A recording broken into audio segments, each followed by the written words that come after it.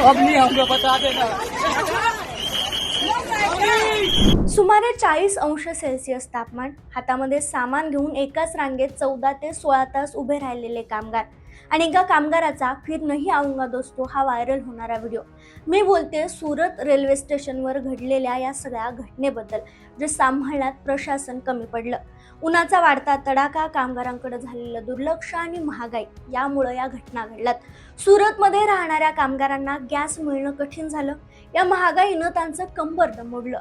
मग सगळ्याच कामगारांनी आपापल्या गावी परत जाण्याचा निर्णय घेतला आणि ते रेल्वे स्टेशनवर पोहोचले। त्यामुळं स्टेशनवर अचानक प्रवाशांचा ओघ वाढला।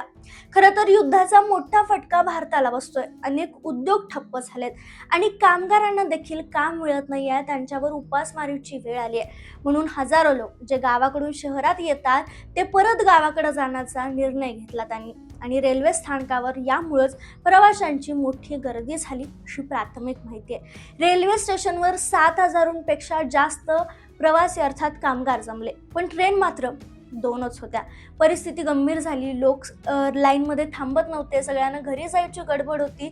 स्थानका बाहेरपर्यंत 3 ते 4 किलोमीटरपर्यंत लोकांनी रांगा लावल्या होत्या ट्रेनमध्ये जाण्यासाठी, तिकीट काढण्यासाठी। अनेक लोकांनी रांग तोडून पुढे जाण्याचा प्रयत्न केला, त्यामुळे परिस्थिती बिघडली।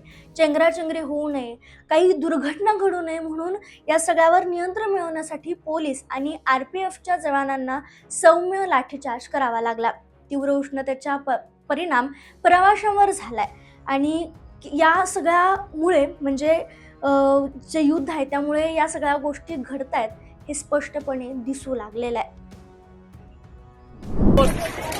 अब नहीं हमको बता देना।